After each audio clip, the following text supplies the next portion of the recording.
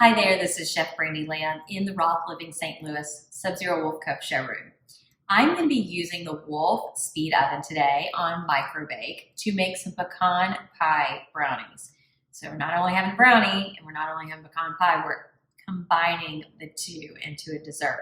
So this is a two-step dessert. So we want to make our brownies first, and then we're going to make our pecan pie filling to go on top of the brownies and then bake it again. So I have my big stand mixer, my Wolf stand mixer bowl and mixer behind me. And then to this bowl, I'm going to add, this is a combination of eggs, it is vanilla, salt, and I'm going to put that into my bowl. So I just kind of combine those ingredients all together into the bowl. And then I'm going to add some unsweetened cocoa powder to this. And again, this is going to be a really nice, rich chocolate brownie, almost fudgy-like base.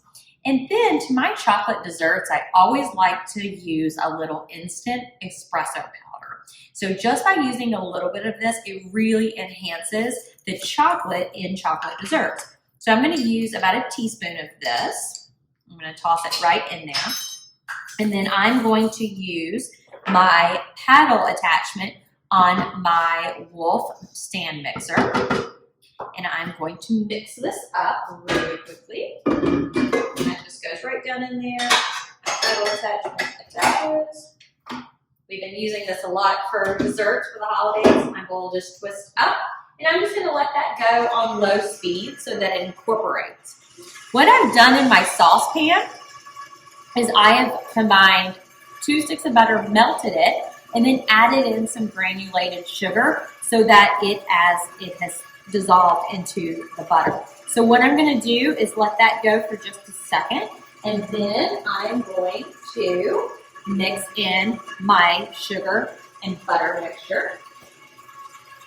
So it's kind of getting a little bit of crumble to it. So I'm just going to throw my butter in and let that go. And what we're looking for here is just like a nice velvety texture. So we're going to get that nice and smooth. And that's going to run for about 2 minutes. Get all of that in there. Don't want to leave any behind. Okay.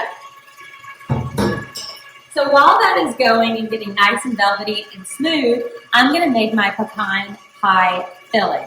So what I have here are some eggs whisked together with some light corn syrup, some brown sugar, and then to that, and a little bit of salt, because anytime you're making a very sweet dessert, then you want to add a little bit of salt, and that's going to balance out that sweetness. So I've combined all those, whisked those together with a little bit of melted butter here as well. And then my little weapon, I'm going to add about a tablespoon of bourbon. You can absolutely leave this out if you want. So I'm going to eyeball this, a little bit of bourbon. And that alcohol, the actual alcohol part, is going to cook out in the oven. So anytime you're cooking with alcohol, that will cook out. So you're just left with that beautiful bourbon flavor. So that astringent part will cook out. So this is the base for my pecan pie filling. We can call these bourbon pecan pie brownies. So I'm going to get that nice and whisked in. And then I'm going to add a 3.5 cups of chopped pecans. So lots of pecans here. So again, I'm going to eyeball that, and I'm just going to give those a little whisk to incorporate, because we want that nice crunch on top of these brownies. Oops. So we have that. Beautiful. That looks like a good amount of pecans to me. And then I'm going to check on my batter for my brownies. So let me just show you this really quickly and see where we're supposed to be consistency-wise. So that is our beautiful velvety chocolate mixture. So I'm going to put that back on, and to add body to our brownies, we have to have flour. So I'm going to add in, while that is on very low, I'm going to add in my all-purpose flour combined with some mini semisweet chocolate chips. So I'm going to dump that in, let that incorporate so it doesn't splatter up too far. And you just want to just incorporate this. The other reason I put my chocolate chips in with my flour is so that they don't sink to the bottom. So anytime you're making a batter and it has some add-ins to it, whether it's chocolate chips, fruit, anything like that, nuts, you want to toss it in a little bit of flour so it doesn't sink to the bottom in your batter. So I'm only putting that in just enough to incorporate and not overmix. Brush some of my flour off with my beater there and incorporate that. Set my pecan pie filling.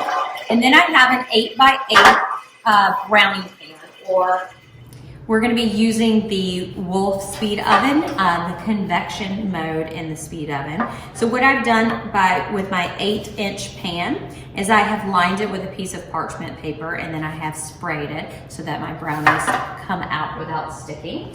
So I'm going to lower this and grab my beater.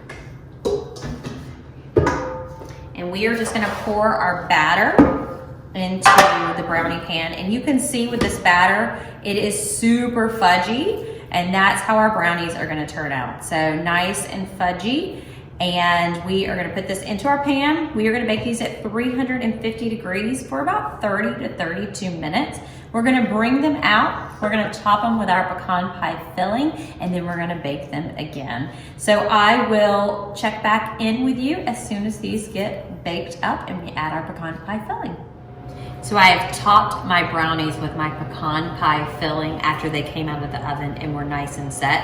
As you can see, we have really reached the brim of our pan. So I've taken my offset spatula and just made sure that it was evenly coated over that cooked brownie on bottom.